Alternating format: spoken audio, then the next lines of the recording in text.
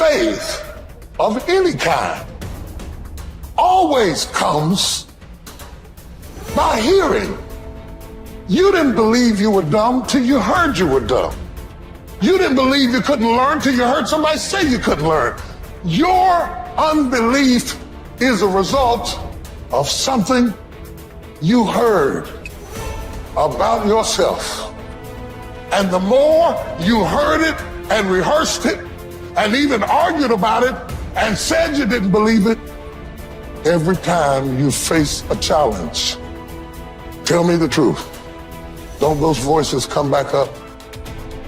Every time you hit a low place, don't those voices come back up again?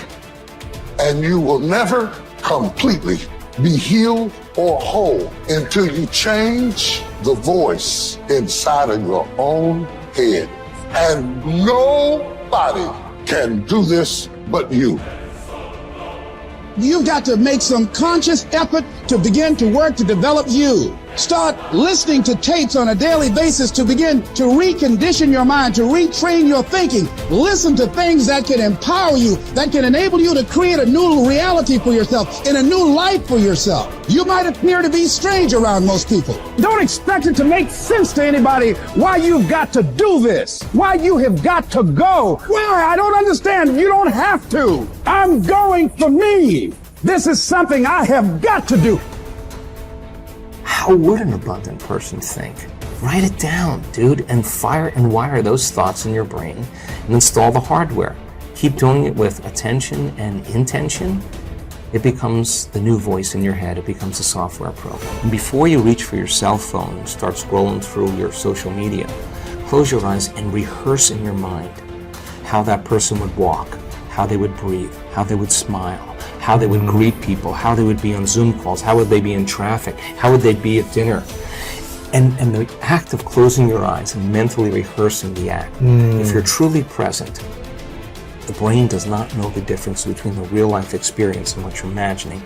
In fact, just a little bit of time, you start to install the neurological hardware to look like you already did it.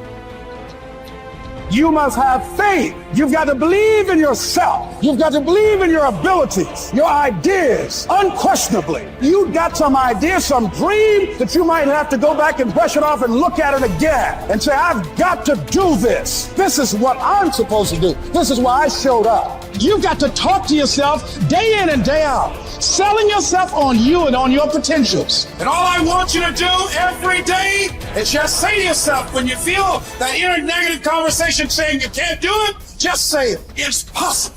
Other people have done it, then we can do it. We fail a lot of times. Well, a lot of other folks fail, and eventually they came back and they succeeded. So it's possible we can have what we want, and it's necessary. We get negative, do-nothing people out of our lives. It's necessary. We never stop learning and growing and developing ourselves. It's necessary that we never give up. Whatever we have to do, it's worth it.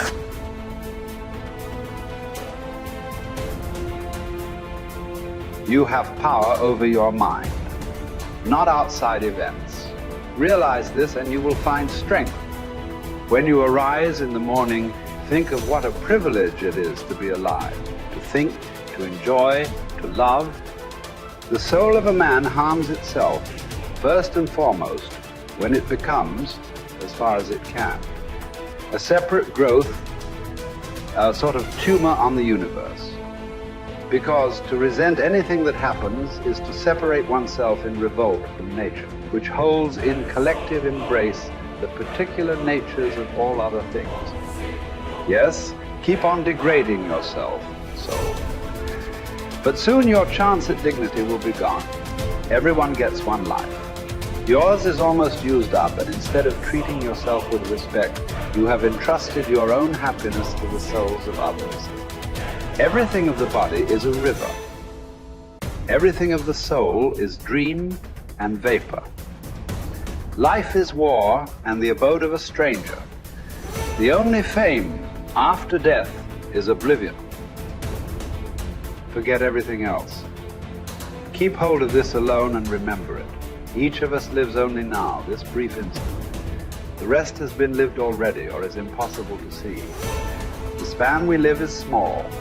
small as the corner of the earth in which we live it, small as even the greatest renown, passed from mouth to mouth by short-lived stick figures, ignorant alike of themselves and those long dead. It's the programs in the first 7 years of your life that actually started in the last trimester before you were born. The fetus is already learning. I go, these programs downloaded in the first 7 years control the character of your life. And I go, okay, what programs did you get? I go, well, wait a minute. What programs did you get before you were born? Your life is run by programs and you have no conscious awareness of these programs because your conscious mind wasn't working when the downloads were occurring.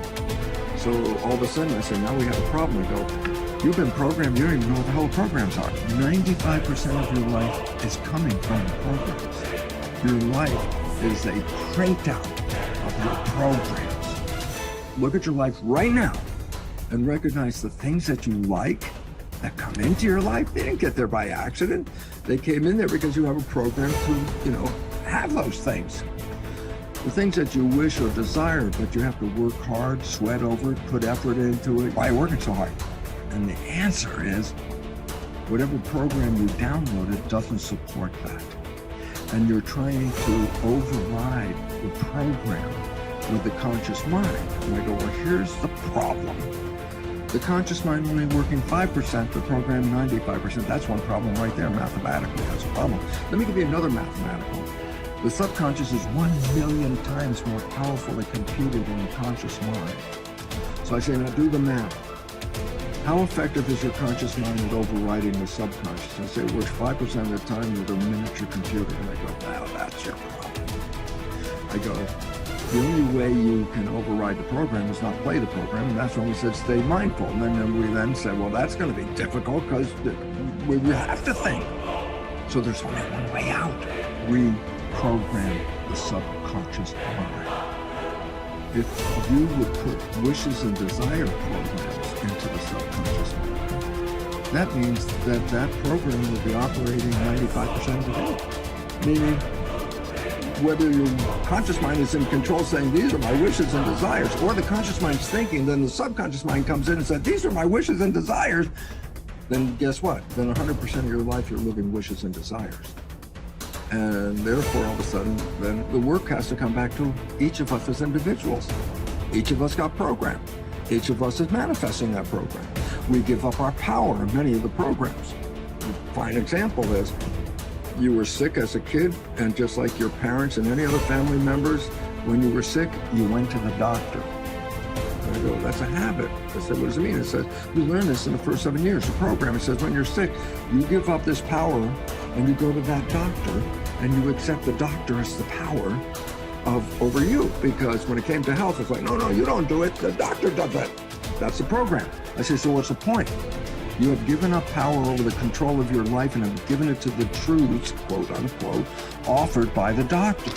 I go, significance. I go, the doctor misreads your diagnosis and then tells you, oh, I'm sorry, you only have 3 months left to live. And I go, significance. 95% of the day, the program says the doctor is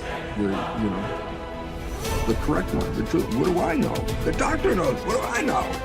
So 95% of the day, then your belief system is going to do what? Take the words of the doctor and manifest them as truth. I go, what's that mean? Well, you're going to die in about 3 months. I go, from what? I go, hey, that was a misdiagnosis. You're still going to die because your belief system will manifest an illness that will terminate. Cancer, for example, is not due to any genes. There's no gene that causes cancer. The genes are correlated with cancer. Well, what causes cancer? I say disharmony and repressed anger is one of the big ones. I go, so then I say the genes didn't cause it? I say no. So I say, then what caused it? I say my consciousness. I say what? Repressed anger, And I go, so what? I say, well, change consciousness, and guess what? You can go into remission. The cancer will go away as soon as you change the consciousness. And all of a sudden it's like, I thought I was a victim of the genes. I said, that's a program. And that is totally incorrect.